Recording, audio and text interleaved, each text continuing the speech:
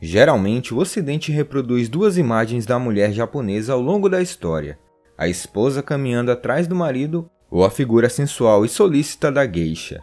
Essas imagens começam a surgir após a Segunda Guerra Mundial, para diferenciar a mulher oprimida japonesa da mulher livre nos países democráticos do Ocidente. No momento em que a segunda onda do movimento feminista ainda não tinha se manifestado, era confortável para as sociedades ocidentais verificarem que do outro lado do mundo, no país derrotado por eles, as mulheres eram completamente submissas e sufocadas pelos homens.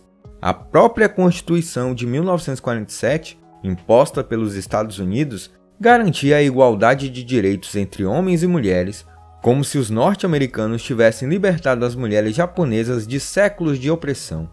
Mas será que isso faz sentido? Como era a vida das mulheres japonesas antes da Segunda Guerra Mundial? E depois? Nesse vídeo te responderemos isso.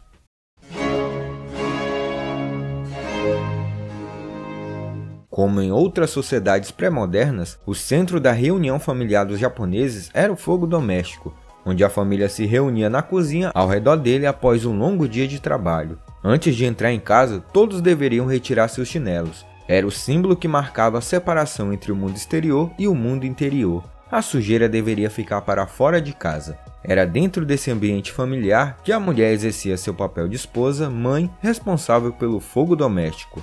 A mãe era o símbolo do calor e do conforto. Era ela que administrava a quantidade de arroz, costurava a roupa, cuidava da limpeza e dos filhos pequenos. A autoridade familiar, por outro lado, era do marido, o responsável pela vida fora de casa. Com o início da restauração Meiji, no século XIX, se deu a reabertura para o Ocidente. A situação foi mudando aos poucos. Aquela estrutura basilar milenar foi sofrendo lenta mudança. Desde a época do governo de Tokugawa, no século XVI, as mulheres tinham tempo para estudar, e algumas chegaram a produzir obras literárias. No Japão Meiji, todas as japonesas abraçariam os valores de mulheres que há muitos séculos viviam longe do trabalho com a terra ou com o comércio, dedicando-se às artes, distantes dos efeitos do sol. A mulher do povo jamais se igualaria a elas. Nos anos entre o início da Era Meiji, em 1868, até o fim da Segunda Guerra, em 1945, as mulheres foram incentivadas a gerar filhos pensando no progresso da nação que se formava e, mais tarde, como contribuição às Forças Armadas. O número de filhos nesse período chegava à média de 5 por família. O casamento era considerado crucial na vida das mulheres, tanto como forma de sobreviver como de servir à pátria. Ele tinha mais uma função social do que afetiva. O calor simbólico do fogo doméstico vinha do cumprimento das tarefas ligadas ao casamento, e não do amor entre o marido e a mulher, como na visão ocidental do amor romântico. No meio urbano, a mulher deveria fazer alguns complementos para se tornar uma boa noiva, tais como o curso de caligrafia, cerimônia do chá e artes seculares. E para se tornarem uma esposa correta, necessitavam vestir o kimono certinho, pentear-se e escolher os adereços adequados, e com a ocidentalização, essas práticas foram realçadas, para diferenciar a mulher ideal japonesa das estrangeiras. Segundo Célia Sakurai, no livro Os Japoneses, da editora Contexto, os casamentos em todos os estratos sociais continuavam a não ser fruto da escolha pessoal, mas intermediada por alguém que primeiro sugeria os nomes dos noivos aos pais, e depois formalizava a apresentação dos pretendentes. Na cerimônia de casamento budista, por exemplo, o intermediário tinha um lugar de honra no momento dos 3 goles de saquê trocados entre os noivos para selar a união.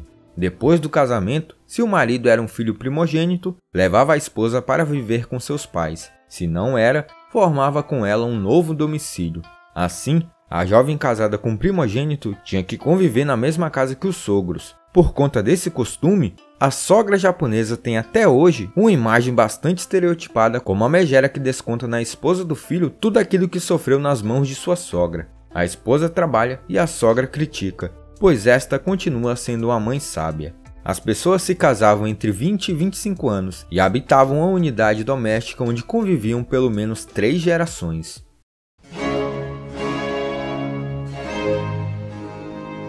A nova ordem no pós-guerra provocaria grandes mudanças nos lares japoneses. O homem passa a se ocupar dos afazeres domésticos. Por exemplo, andar empurrando o carrinho de bebê na rua era inconcebível antes da guerra, mas passou a ser algo comum. Demonstrar afeto e cuidar dos filhos era algo exclusivo das mulheres. Ainda segundo Celia Sakurai, a legislação da família, que introduziu a igualdade entre os homens e mulheres, colaborou para modificar em muitos aspectos as relações de gênero, mas não foi o único fator. As transformações no mercado de trabalho decorrentes da industrialização e do crescimento acelerado das cidades abriram oportunidades de emprego fora do lar para japonesas. Mas é necessário se dizer que mesmo antes da Constituição de 1947, as mulheres tinham acesso ao espaço público e não eram vistas como simples reprodutoras. Trabalhavam, poupavam, administravam o orçamento doméstico e já eram encaradas como consumidoras.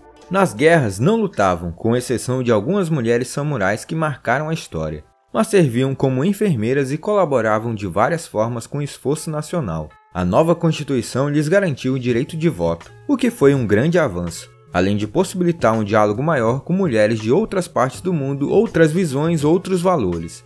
Logo, as mulheres japonesas verificaram que poderiam garantir a igualdade no campo de trabalho e nos estudos. A taxa de natalidade indica isso. Em 1947, a média de filhos por casal era de 4,5. 10 anos depois, caiu para 2. A discriminação das mulheres no Japão, na maior parte da história, foi parcial e pragmática. Até meados do século XX, elas não tinham direitos políticos, mas isso também ocorria em muitos países ocidentais.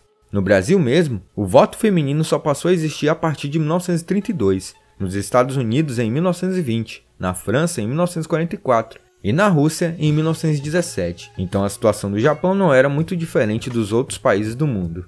Tarefas domésticas eram atribuições femininas, também nada diferente do que ocorria na França, na Inglaterra ou nos Estados Unidos, e em escala maior nos países árabes. As japonesas sofriam discriminação também no mundo do trabalho, assim como no Ocidente.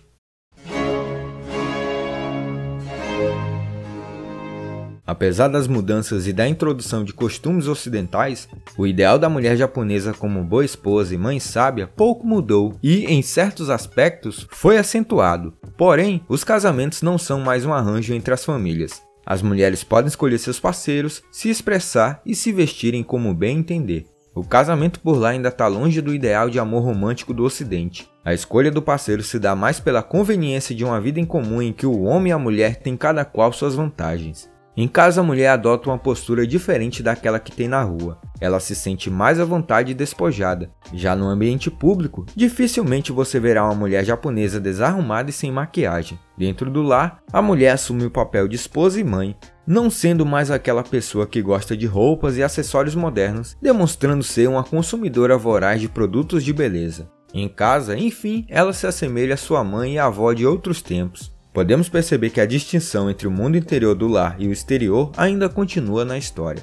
Ainda hoje, o trabalho feminino é, na realidade, apenas um complemento na organização das finanças familiares, porque o salário do marido é suficiente e o emprego não deve ser prioridade da mulher. Ela trabalha fora até o nascimento do primeiro filho e pode, se quiser, voltar a trabalhar quando os filhos estão crescidos. O rendimento obtido pelo trabalho feminino é direcionado para a poupança da família ou para despesas particulares da própria mulher, para viagens ou para emergências. Em média, as mulheres preferem os empregos de meio período, aqueles que totalizam 35 horas semanais. E para aquelas mulheres que não demonstram entusiasmo pelo casamento ou que quer fazer algo com seu diploma universitário bravamente obtido num ambiente escolar extremamente exigente, além de guardar de recordação, existem os empregos executivos hoje abertos às mulheres. Mesmo assim, elas encontrarão limites na possibilidade de ascensão de carreira. E, apesar das atenções masculinas, coisa que não falta para solteiras, terão dificuldade em encontrar um companheiro que as aceite dedicando-se à profissão tanto quanto ele. Devemos entender que o casamento para os japoneses não é uma totalidade, nem 100% feliz, nem 100% infelicidade. Ele faz parte de uma etapa da vida de cada uma parte do casal. Talvez por isso a taxa de divórcio seja menor do que nos países ocidentais. O pedido de separação parte com mais frequência das mulheres, e o maior número parte daquelas que ainda não têm filhos e que podem ter certa autonomia financeira. São indícios que sugerem mudanças importantes no cenário familiar do Japão da era da globalização. Olá, eu sou o Professor Danilo, obrigado por assistir esse vídeo. Se você gostou, se inscreva no canal, deixe o like e compartilhe com seus amigos. Aqui embaixo tem nossa campanha no Apoia-se. A partir de R$ 5 você contribui com o canal e garante mais vídeos. Tô deixando também o link do livro da série Sakurai, Os Japoneses, da editora Contexto, nossa parceira que nos cedeu o livro.